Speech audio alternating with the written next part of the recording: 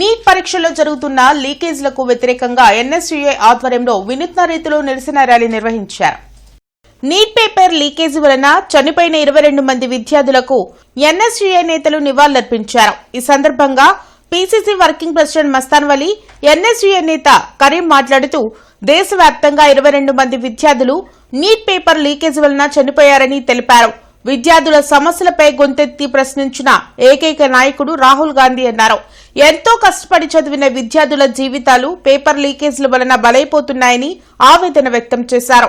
ఈ కార్యక్రమంలో ఖలీల్, షేక్ బాబు, మోషే విద్యార్థులు పాల్గొన్నారు. ఒక చీకటి రాత్రిన మీరు రాయబోయే పరీక్ష లీక్ అయిపోతే ఏం చేయాలి? సంవత్సర కాలం మీరు చదివి ఎగ్జామ్ రేపనంగా రాత్రికి రాత్రి పేపర్ లీకేజ్ అయితే మీ తల్లిదండ్రుల ఆవేదన ఏ విధంగా ఉంటుంది?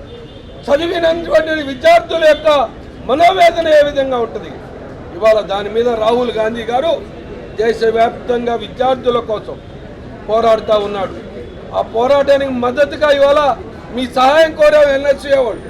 ఎన్ఎస్యుఐ అధ్యక్షుడు కరీం గారు నిరంతరం మీకోసం విద్యార్థులను మమేకం చేయడం కోసం పనిచేస్తూ ఉన్నాడు. కళాశాలలో మీకు కావాల్సిన ఏర్పాట్ల మీద పోరాడుతూ ఉన్నాడు. ఇటువంటి పరిస్థితుల్లో ఇవాళ పేపర్ లీకేజీలు అయిన దాని మీద మనోవేదనతో, బాధతో, మళ్ళా సంవత్సరం చదివి రాయాలా అనే బాధతో 20 నుంచి 22 మంది ఆత్మహత్యలు చేసుకున్నారు.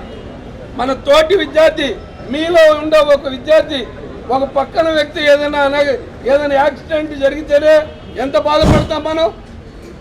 ఎంత బాధపడతాం? కాలేజీ మూసేసి మనం హాస్పిటల్ దగ్గరికి వెళ్ళి ఆ గుద్దిన బండి దగ్గర యాక్షన్ తీసుకోమని చెప్తామా లేదా? ఇవాళ మీ తల్లిదండ్రులు మీరు సంవత్సర కాలం చదివిన తర్వాత కూడా మీ పేపర్ లీకేజ్ అయితే ఎంత ఇబ్బంది పడతారో ఒక్కసారి ఆలోచించండి. కానీ 1,22,00,000 మంది పిల్లలు రాస్తే పేపర్ లీకేజ్ వల్ల ఇబ్బంది పడతా ఉంటే, తల్లిదండ్రులు మనోవేదన పడతా ఉంటే కాపాడాల్సింది ఎవరు? పరీక్ష పేపర్ని పరీక్ష పేపర్లు కాపాడుతుంది ప్రభుత్వం, యూజీసీ. ఆ యూజీసీ వాళ్ళ యొక్క కొంతమంది శక్తుల చేత ప్రైవేట్ కళాశాలలు కొన్ని వాటిని పెట్టుకొని పేపర్ లీక్ చేసుకొని 25 లక్షలకి 50 లక్షలకి కోటి రూపాయలకి అమ్మేసుకుంటా ఉంటే మీ జీవితం చదువుకున్నోడికి రానోడికి ఒకటే అయితే వాడికి రాత్రి 25 లక్షలు పెట్టి కొనుక్కుంటాడు. ఈడు ఒకటే అవుతారా?